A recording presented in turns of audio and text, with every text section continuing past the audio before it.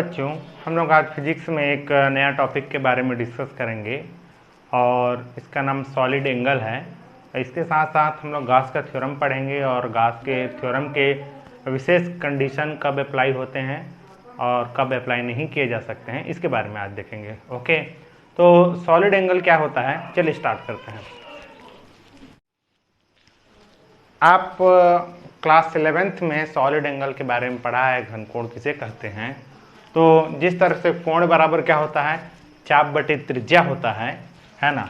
Angle is equal to arc by radius, है ना। Angle is equal to क्या होता है, आर्क बाई क्या होता है, रेडियस। दैट मीन्स वही solid angle is equal to क्या होता है, सरफेस एरिया, सरफेस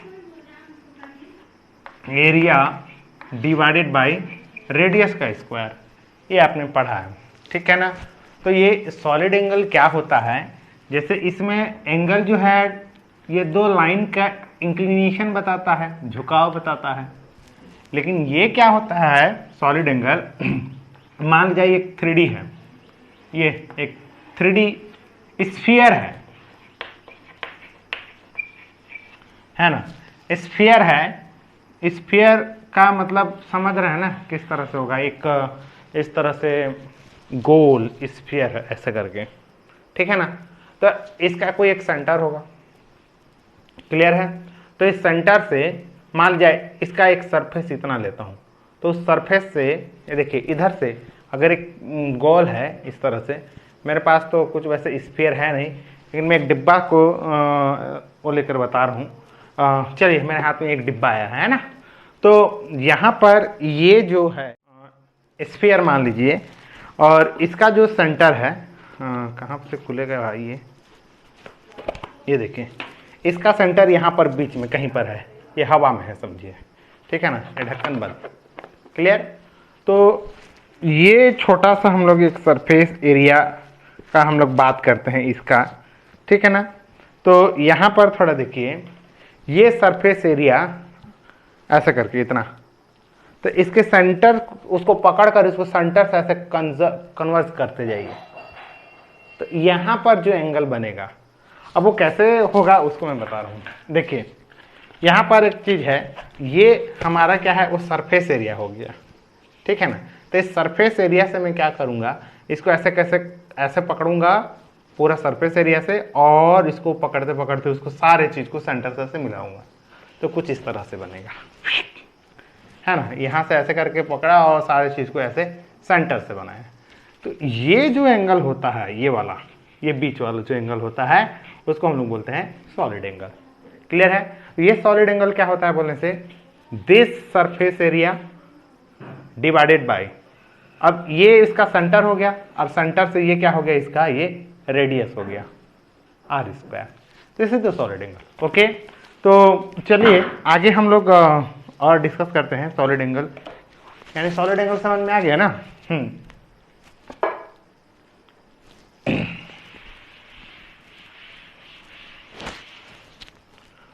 तो कहने का मतलब, अगर ये एक स्फीयर है,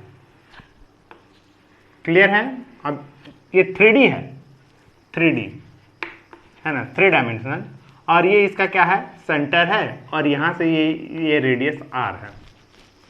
तो यहां पर मैं कुछ एक सरफेस एरिया की बात करता हूं, यानी एक फुटबॉल है, और फुटबॉल में जा रहे हैं ना, ऊपर में इस तरह से ऐसे डिजाइन बना रहता है, ऐसे ऐसे ऐसे हेक्सागोनल टाइप का, इस तरह से, है ना। इस तरह से आप देखे हैं फुटबॉल टाइप का, इस तरह से पूरा चारों तरफ।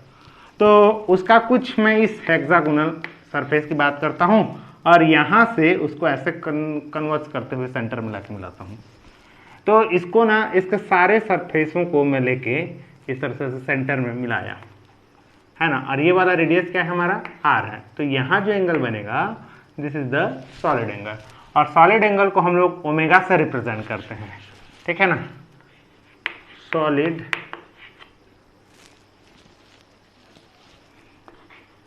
एंगल को ओमेगा से प्रदर्शित किया जाता है,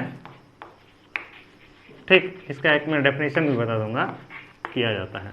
अब यहां देखिए, तो वो सॉलिड एंगल कितना है, बोलने से आप क्या बोलोगे, क्योंकि मैं जितना मैं इसको क्या किया हूँ, शेडेड एरिया है ये, है ना, छायांकित भाग, इसका जो एरिया है वो माना जाए ds है। तो ds surface area divided by radius का square is equal to d omega, ये बना। समझ आया?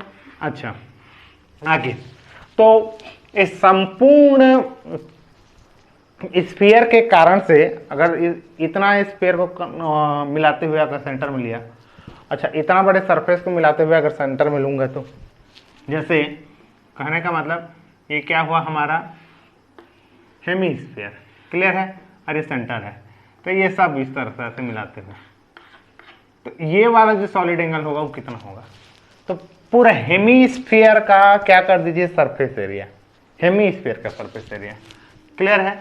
तो इस तरह से टोटल सरफेस एरिया अगर हमको चाहिए तो हम इसको क्या कर देते हैं, इंटीग्रेशन कर देते हैं, और ये दिस, क्योंकि ये ds का कर लिए, फिर इधर के बगल वाले ds का कर लेंगे, यहाँ पर छोटा सा एरिया है, इसका जितना सॉलिड एंगल होगा उसको फिर मतलब इस तरह से छोटे छोटे ds करके ना सबको हम लोग क्या कर देंगे, सम अप कर देंगे, तो उसका मतलब क्या है, इंटीग्रेशन है, क्लियर है। तो ये क्या हो जाएगा, 1/r² is common constant, that's why बाहर हो जाएगा, और ds, तो पूरे सरफेस का क्या होता है इंटीग्रेशन, तो ds ds ds ds करूंगा तो पूरा होल सरफेस आ जाएगा, और स्फीयर का सरफेस एरिया क्या होता है 4πr², तो r² is equal to 4πr², तो ये दोनों कैंसिल हो जाएगा, तो ये क्या हो जाएगा 4π, this is the total omega. यानी कहानी ये समझिए कि अगर एक वृत्त है, एक वृत्त का पूरा संपूर्ण एंगल कितना होता है बोलने से 360 होता है, और 360 को हम लोग रेडियन में कन्वर्ट करते हैं तो 2π आता है। तो उसी प्रकार अगर वो वृत्त का अगर पूरा संपूर्ण एंगल 2π होता है, तो सरफेस एरिया का यानी 3D में कोई भी सरफेस क्यों ना हो, चाहे वो स्फीयर हो, चाहे वो जैसे ये भी क्लोज्ड सरफेस है, ये समझ में आना, तो ये ऐसे वाले सरफेस, यानी यहाँ से देखिए थोड़ा सा, ये छोटे छोटे जितने भी सरफेस एरिया हैं सबको अगर इधर पूरा टोटल का अगर आप कर दोगे, तो वो सेंटर पर कितना एंगल फुल बनेगा बोलने से 4π बनेगा। जरूरी नहीं है कि वो पूरा स्फीयर ही हो, ओके, कोई भी शेप का क्यों ना हो, ऐसा स्फीयर हो, अब इधर से एक मुक्का लगाए थोड़ा चपटा हो गया, तो वो शेप जैसे भी हो उसका भी टोटल सॉलिड एंगल कितना होगा, total solid angle and close surface का टोटल सॉलिड एंगल कितना होता है 4π, ओके। तो इसको मैं कोई भी शेप क्यों ना हो उसका सॉलिड एंगल कितना होता है मैं आपको कुछ इस तरह से बता रहा हूं, सुनिए। मान लीजिए ये एक ऐसा एक सरफेस है, ये एक छोटा सा है ना, और इसका जो एरिया है वो ds है, तो कुछ ये इस तरह से ये, और ये मान लीजिए एक पॉइंट O है, समझे ना, ये जो है ये r1 डिस्टेंस पर है समझिए, और वो वाला जो कॉर्नर है वो r2 डिस्टेंस पर है, ऐसा समझे ना। तो इस सरफेस के कोई ना कोई तो एक सेंटर पॉइंट होगा ना, 3D है ना ये, तो इस सेंटर पॉइंट को ऐसे मिलाइए और ये जो डायरेक्शन है उसको n कैप मान लीजिए,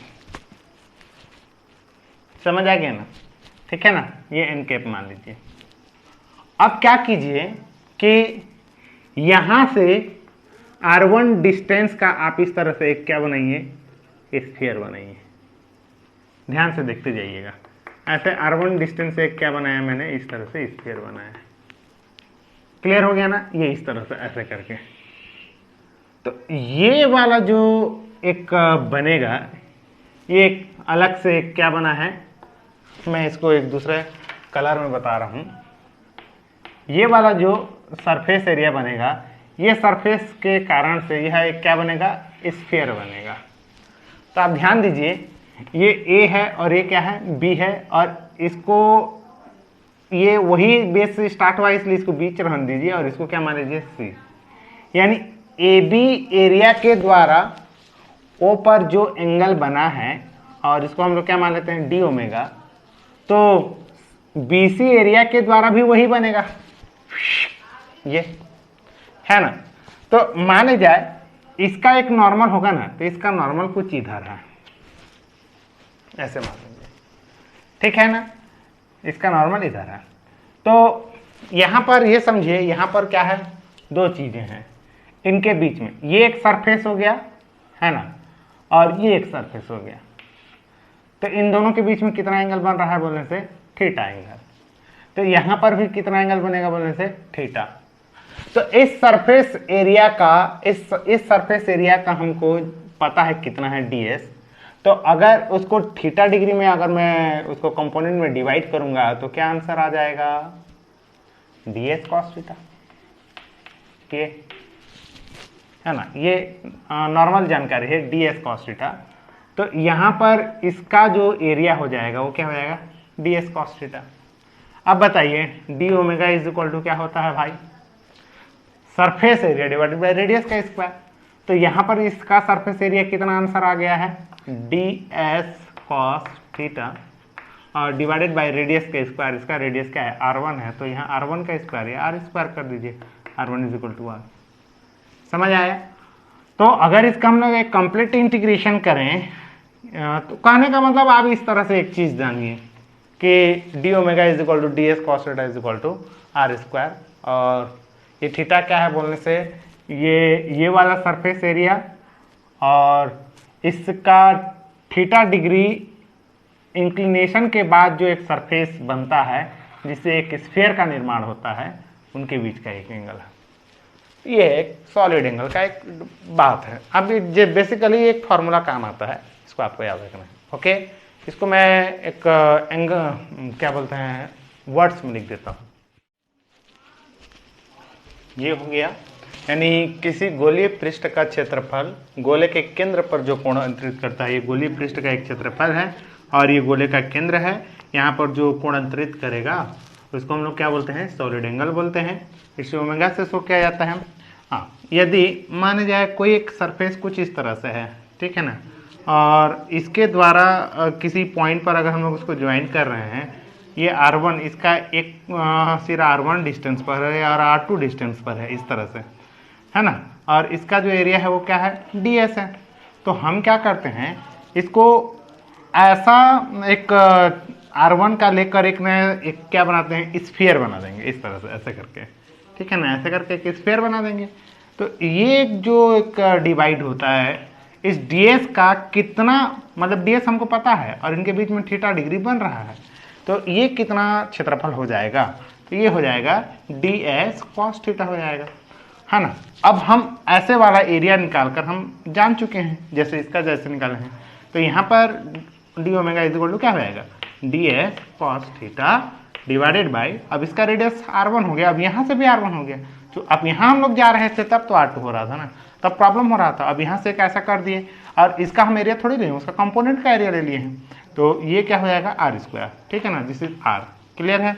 तो इस तरह से भी हम लोग क्या करते हैं, अगर कोई सरफेस एरिया ऐसा है जो सेंटर से अगर डिफरेंट पोजीशन पर है, तो हम एक ऐसा आर्क ले लेंगे कि सेम पोजीशन पर होगा और उस एरिया का उस कंपोनेंट करके हम लोग सॉलिड एंगल निकालते हैं। ओके, चलिए आज एक नया चीज पढ़ेंगे, गास प्रमेय।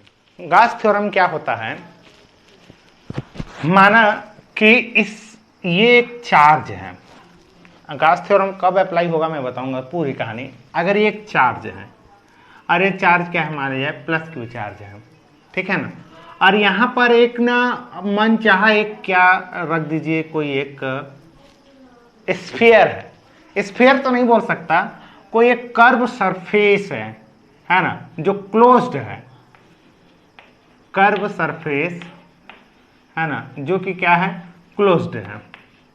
और क्लोज्ड कैसा होता है मैं बता दूं, 3D है, यानी एक चार्ज है और यहाँ पर बाहर में ना कुछ ऐसे अपने मन के डिजाइन का एक क्या बन गया है, एक क्लोज्ड सरफेस मैंने बनाया है, क्लोज्ड सरफेस यानी चारों तरफ से बंद है। तो इसके कारण से इस सरफेस पर टोटल इलेक्ट्रिक फ्लक्स क्या होगा हमको फाइंड करना है। तो अब यहां से इलेक्ट्रिक फील्ड लाइंस ऐसे पास होंगी, बोलो ऐसे करके पास होगा ना इलेक्ट्रिक फील्ड लाइंस, और जो इलेक्ट्रिक फील्ड लाइंस उस सरफेस के परपेंडिकुलर जा रहा होगा, उस इलेक्ट्रिक लाइन को हम लोग क्या बोल देंगे, फ्लक्स बोल देंगे, इलेक्ट्रिक फ्लक्स बोलेंगे। तो वो जो फ्लक्स फाइंड करने का जो हमारा तरीका था, है ना, टोटल फ्लक्स फाइंड करने का तरीका क्या था, मान लिया ये एक सरफेस है और यहां से यहां का जो डिस्टेंस है मान लिया वो r1 है, तो यहां पर इलेक्ट्रिक फील्ड E1 हो जाएगा, तो E1 है ना, और चूंकि एरिया में छोटा सा ले रहा हूं इसलिए ds, और ds का अगर ds का ये एरिया वेक्टर इधर इनके बीच में अगर θ1 डिग्री बन रहा है तो यहाँ cos θ1, यानी यहाँ का फ्लक्स निकल गया इस एरिया का, और यहाँ का अब निकालूंगा, यहाँ का निकालूंगा, इस तरह से सबका निकालूंगा। तो यहाँ पर आते हैं, मान लीजिए ये इलेक्ट्रिक फील्ड लाइन E2 है क्योंकि डिस्टेंस यहाँ से बदल गया है। ओके, इस बात को मैं कल चर्चा कर दिया हूँ।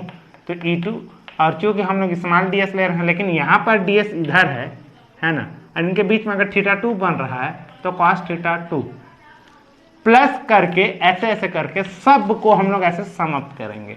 तो टोटल लिंक यानी टोटल इलेक्ट्रिक फ्लक्स इस सरफेस एरिया के अक्रॉस निकल जाएगा। तो this is a very difficult job.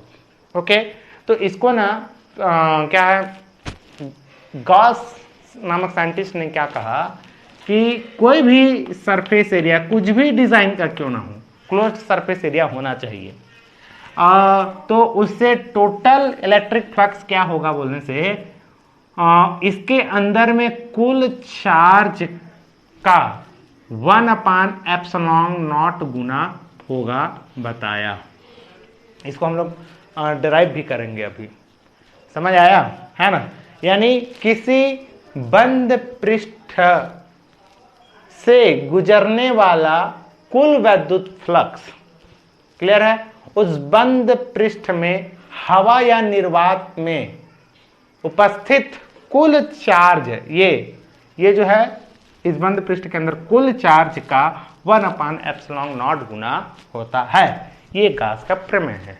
Okay, तो चलिए हम इसका एक स्टेटमेंट, नॉट गुना होता है ये हो गया इसका डेफिनेशन। देखिए मैं ना दो टाइप्स का इसको डिफाइन कर दिया है गॉस थ्योरम। हवा या निर्वात में, है ना, स्थित किसी क्लोज्ड सरफेस से निर्गत टोटल इलेक्ट्रिक फील्ड, है ना, एक क्लोज सरफेस से निर्गत टोटल इलेक्ट्रिक फ्लक्स उस सरफेस द्वारा परिबद्ध, यानी उस सरफेस के अंदर, परिबद्ध का मतलब बाउंडिंग, नेट चार्ज का, यानी नेट चार्ज कितना है का, नेट चार्ज अगर मान जाए क्यू है का गुना यानी मल्टीप्लाई, कितना गुना 1/ε0 गुना, ये ऐसा होता है। अदरवाइज किसी क्लोज्ड सरफेस से गुजरने वाला, ये क्लोज्ड सरफेस हो गया, से गुजरने वाला टोटल इलेक्ट्रिक फ्लक्स उस क्लोज्ड सरफेस के अंदर नेट चार्ज का 1/ε0 गुना होता है। और इसको मैथ्स के टर्म में total electric flux is equal to by the way net charge plus Q है और डिवाइडेड बाय ε0 हो गया।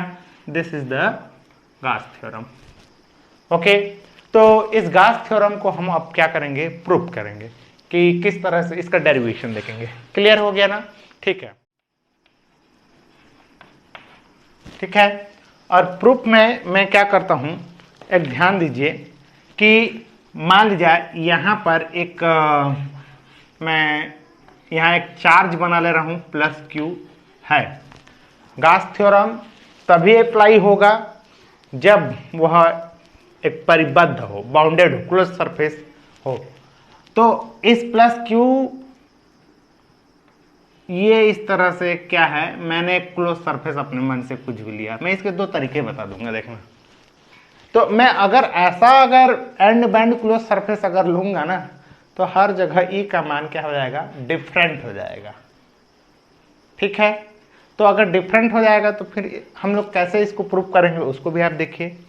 और एक कंडीशन ऐसा भी बताऊंगा कि इसी प्लस क्यू को हम एक यूनिफॉर्म स्फीयर को क्लोज्ड सरफेस मानकर हम लोग प्रूव करेंगे, है ना, ऐसे करके। थोड़ा ये गड़बड़ हो गया डायग्राम, ठीक है ना।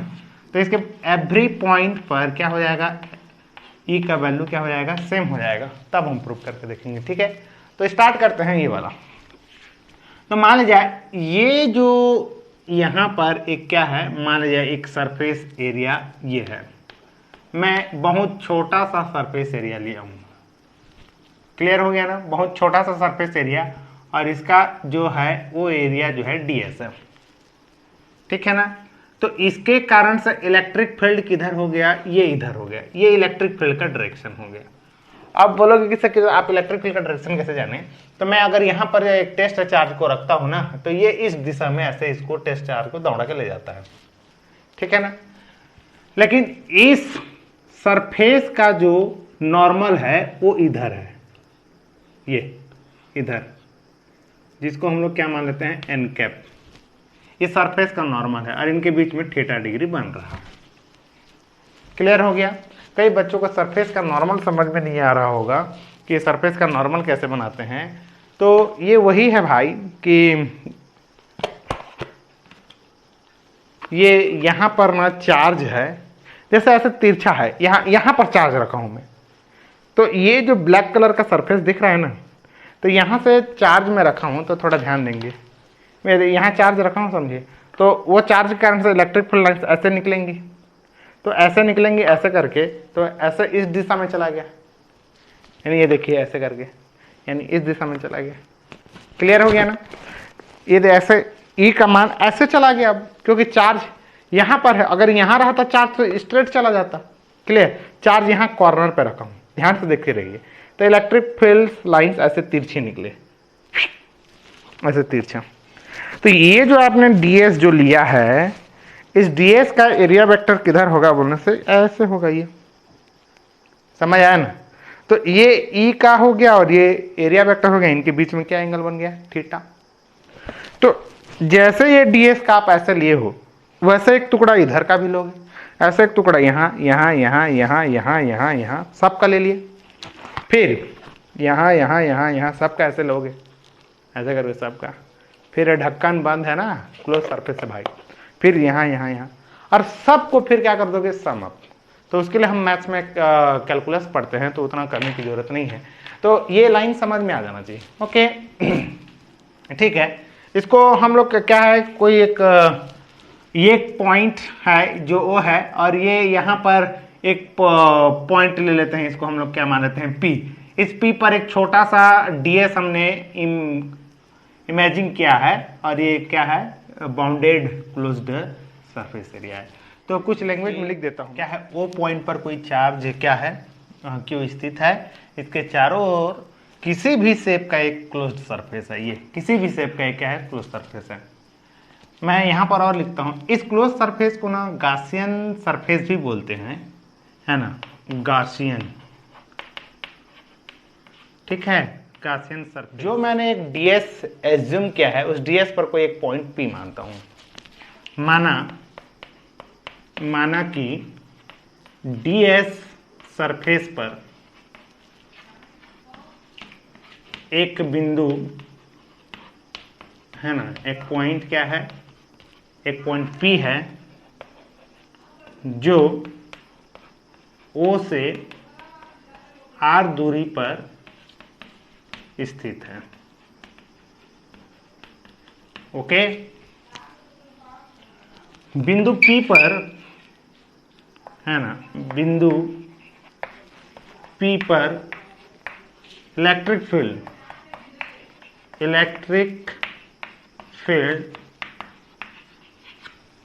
E इज इक्वल टू कितना हो जाएगा, बोलिए।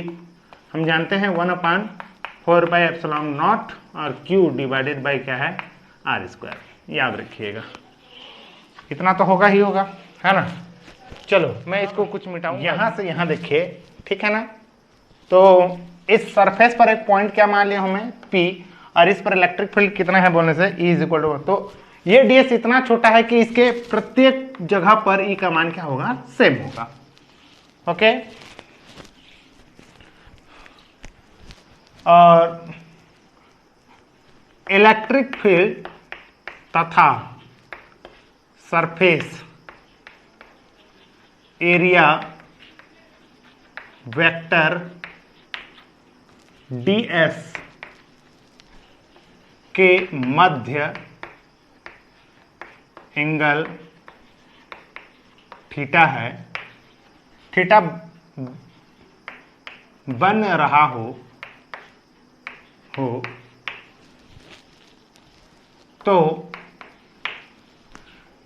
ds एरिया के सापेक्ष इलेक्ट्रिक फ्लक्स क्या हो जाएगा, डी फाई, ऐसा मान लीजिए, क्योंकि डीएस एरिया के सापेक्ष डी फाई हो जाएगा। ओके, तो D phi is equal to क्या हो जाएगा, देखिए D phi is equal to क्या होगा, ई डॉट डी एस, आप जान रहे हैं, और डी एस किधर होगा बोलने से, सरफेस के परपेंडिकुलर।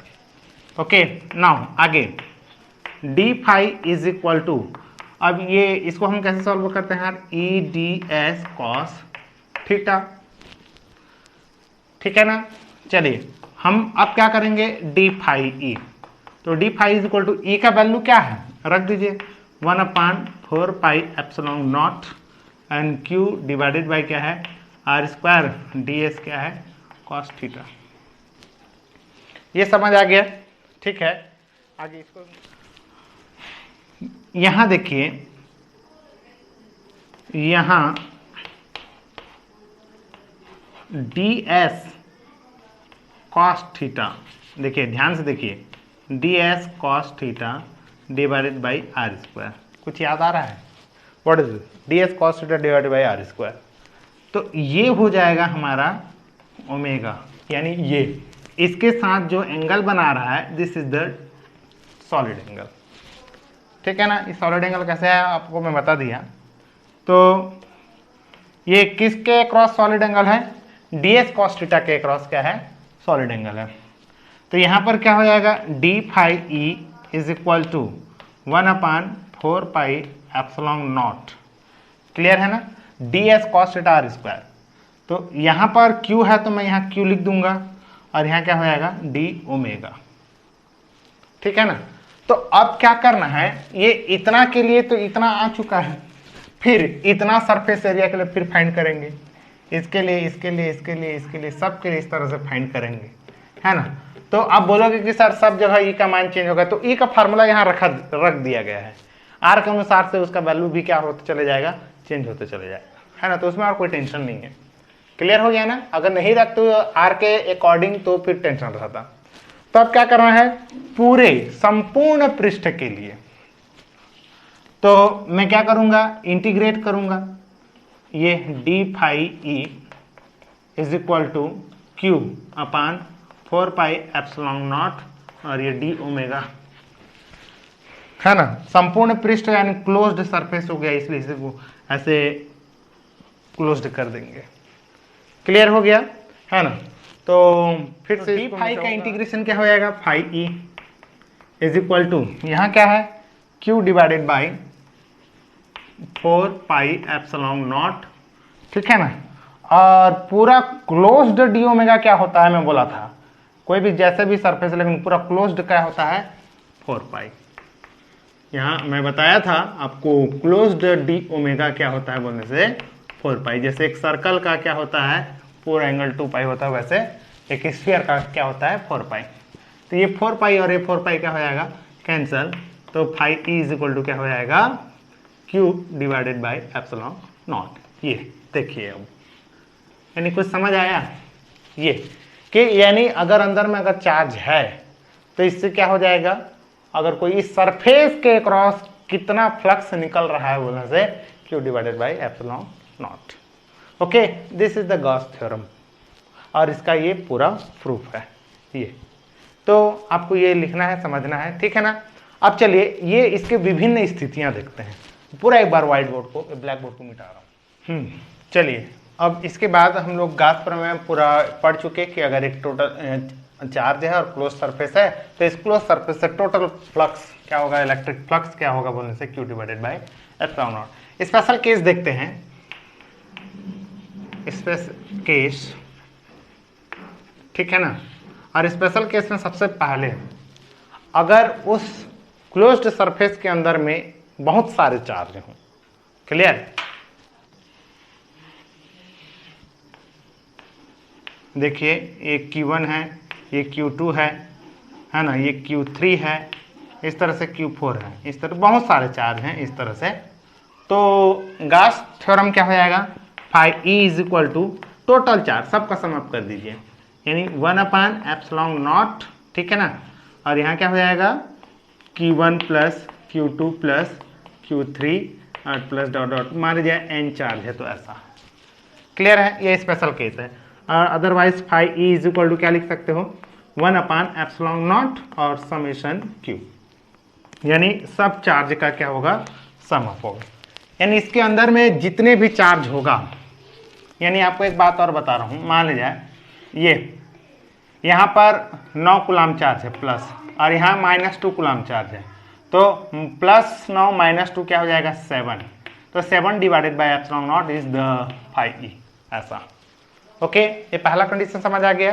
चलिए इसके बाद स्पेशल दूसरा कंडीशन, आवेश बंद पृष्ठ के बाहर हो,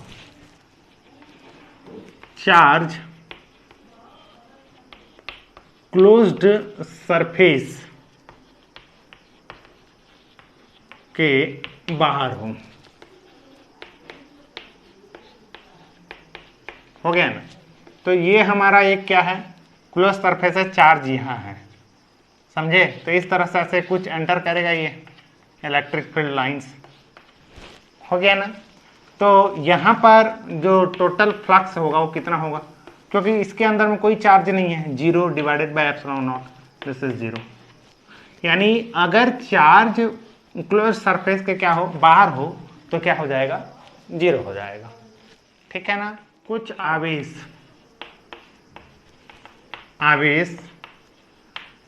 Q1 क्लोज्ड सरफेस के अंदर है तथा Q2 आवेश क्लोज सरफेस के बाहर हो, तो फ्लक्स कितना हो जाएगा, तो net flux, net electric flux. तो आप ध्यान दीजिए, ये इस तरह से ये कुछ बोल रहा है कि अंदर में मान लीजिए Q1 आवेश है और बाहर में क्या है Q2 आवेश है, तो Q1 के कारण से ही हमको यहाँ फ्लक्स मिलेगा Q1 डिवाइडेड बाई ε0, और इसके कारण से जो फ्लक्स है वो 0 होगा। तो बाहर में रहता है उसका एक कुछ हम मैथमेटिकल डेरिवेशन कर सकते हैं। तो जैसे मैं आपको एक बहुत बेहतरीन टर्म बता रहा हूँ, सुनिए इधर ध्यान दीजिए कि बाय द वे ये यूनिफॉर्म इलेक्ट्रिक फील्ड ऐसे जा रहा है, ऐसा ही यूनिफॉर्म इलेक्ट्रिक फील्ड, ठीक है ना। यहाँ जो इंटेंसिटी जो है यहाँ पर वो इंटेंसिटी है, तो चार्ज बाहर में रहेगा तब ना एक सरफेस से एंटर कर रहा है, एक सरफेस से बाहर जा रहा है। अगर चार्ज अंदर में रहता तो केवल ही बाहर जाता। क्लियर। तो थोड़ा देखिए, इस सरफेस एरिया के साथ इलेक्ट्रिक फील्ड का डायरेक्शन इधर, और यहां इस सरफेस एरिया है ना, ठीक है ना। मैं इक्वल ये ds ले लेता हूं और इसको भी क्या ले लेता हूं ds, ठीक है ना। यहां 1 ले लेता हूं, यहां 2 लेता हूं डिस्क्रिमिनेंट के लिए, but ds1 is equal to ds2, याद रखिएगा। तो इसका जो एरिया वेक्टर होगा वो क्या हो जाएगा, इधर होगा ds2, और इसका एरिया वेक्टर क्या होता है पृष्ठ के अभिलंबवत बाहर की ओर, तो अंदर नहीं हो सकता बाहर की ओर, यानी ऐसे बाहर की ओर हो जाएगा ये ds2, समझे। तो देखते चले जाइए किस तरह से क्या है ये। इसको a जगह इसको b जगह मान लेता हूं मैं। तो यहां पर इलेक्ट्रिक फ्लक्स d फाई क्या हो जाएगा, तो थोड़ी देखिए e ds1 और cos क्या डिग्री बनेगा भाई, इलेक्ट्रिक फील्ड इधर ds इधर 180 डिग्री, 180 डिग्री, ठीक है ना। चलिए यहां इस पॉइंट के लिए ये a पॉइंट पर था और b के लिए है ना, b पर क्या हो जाएगा d phi is equal to क्या हो जाएगा e ds2 और cos 0 डिग्री, ये हो गया।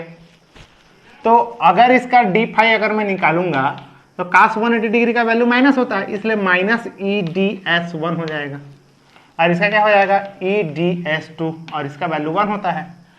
तो यहां पर मैन अब टोटल कितना हो गया बोलने से, है ना, यहां पर इसी और इसी का नेट फ्लक्स क्या हो गया बोलने से, नेट फ्लक्स d∅1, या ये दोनों को जोड़ दोगे d∅ प्लस d∅ करके, ऐसे करके क्लियर हो गया ना।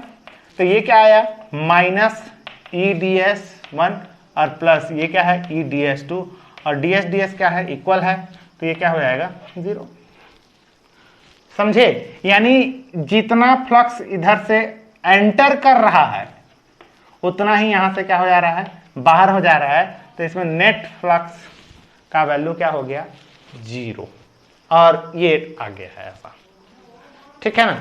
तो ये हो गया हमारा गास थ्योरम का कुछ स्पेशल कंडीशन। मैं इसमें आपको एक और डिफरेंट इंपॉर्टेंट जानकारियां आपको मैं बता रहा हूं, इसको ध्यान देंगे। गास प्रमेय यूज कहां होता है, गास प्रमेय एप्लीकेबल कहां होता है, इसके बारे में हम लोग देखेंगे आवश्यक, ठीक है ना। प्रतिबंध मैं ऐसा बता रहा हूं, पहला सरफेस क्लोज्ड होना चाहिए,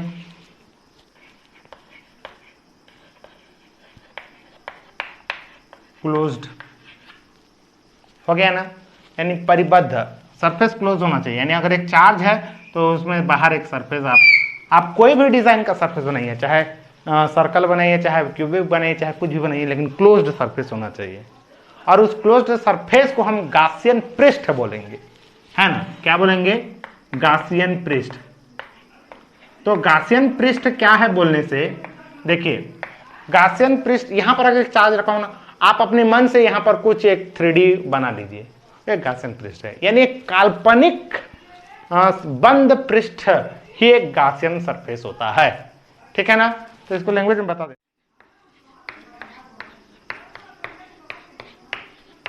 ये हो गया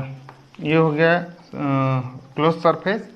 और गासियन पृष्ठ क्या होता है, गासियन पृष्ठ यानी एक इमेजिनरी काल्पनिक एक बाउंडेड सरफेस एरिया होता है, ओके। यह नियम वहां पर एप्लीकेबल होता है जो व्युत्क्रम वर्ग के नियम का पालन करता है, ठीक है ना। व्युत्क्रम वर्ग के नियम पालन कैसे करता है इसका भी मैं बताऊंगा कि कहां पर व्युत्क्रम नियम इस तरह से इसको सोचा गया और ये इसमें आवश्यक प्रतिबंध के रूप में लिखा गया, है ना। तो गास नियम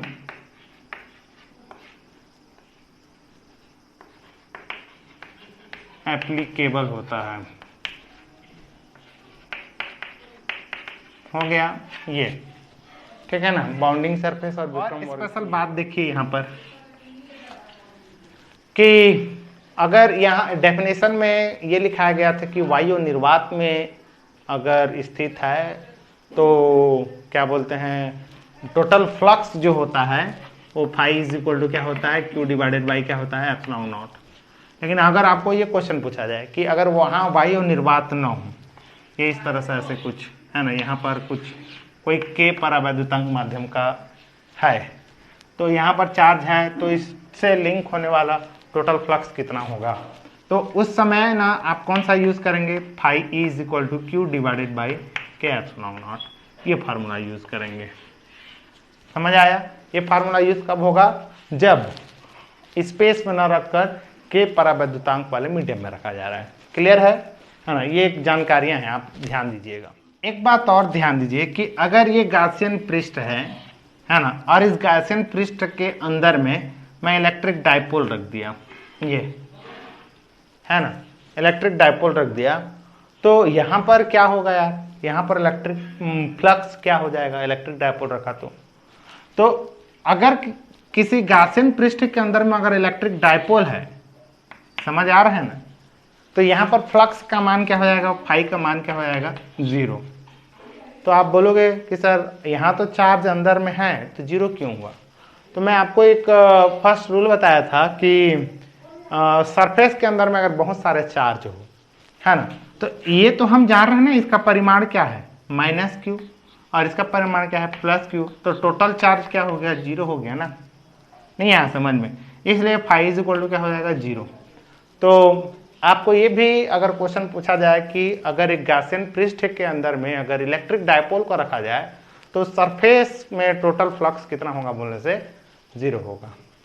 ओके, तो ये सब जानकारियां हैं, आप इसको याद रखिए। चलो मैं आपको एक चीज और बेहतरीन बता रहा हूं कि वो चीज ये है, ध्यान दीजिए, मैं अभी इसमें एक रूल को मैं सेटिस्फाइड करूंगा कि व्युत्क्रम वर्ग के नियम कैसे होता है। ओके, यहां देखिए ध्यान से, ये उत्पत्ति प्रूफेच बता रहा हूं, प्रूफ है ना गॉस थ्योरम का। यहां पर एक चार्ज है और मैं एक ऐसा सरफेस को क्या मान रहा हूं, ऐसा एक सरफेस है, स्फीयर है ना, गोला, गोला को मैं क्या मार रहा हूं, गॉसियन पृष्ठ मार रहा हूं। तो इसके एवरी पॉइंट पर क्या हो जाएगा, ई का वैल्यू क्या हो जाएगा सेम, और ये रेडियली इस तरह से बाहर निकलेगा बेटा। अब ई समझ आ गया। और यहां पर अगर एक छोटा सा अगर आप डीएस का अगर वो लें, पार्ट्स लें, ये डीएस क्षेत्रफल लें, तो इसका भी डीएस वेक्टर किधर होगा, इधर ही होगा।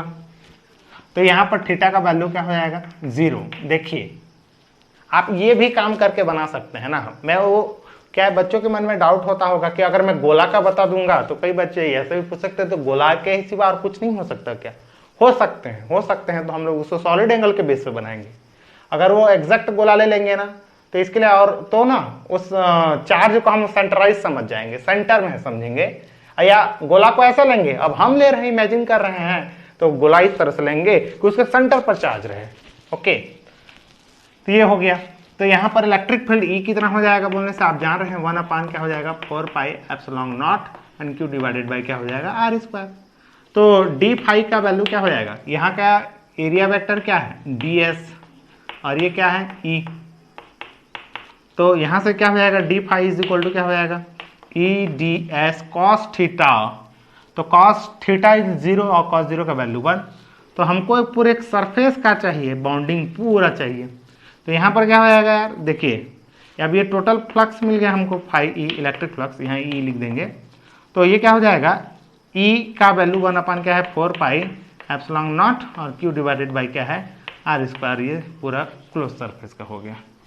ठीक, तो यहाँ पर क्या हुआ 1 अपान 4 पाई एप्सिलॉन नॉट और क्यू डिवाइडेड बाई क्या है आर स्क्वायर, और ये टोटल सरफेस आज दे देगा। और गोले का पृष्ठीय क्षेत्रफल बराबर क्या होता है 4 पाई आर स्क्वायर।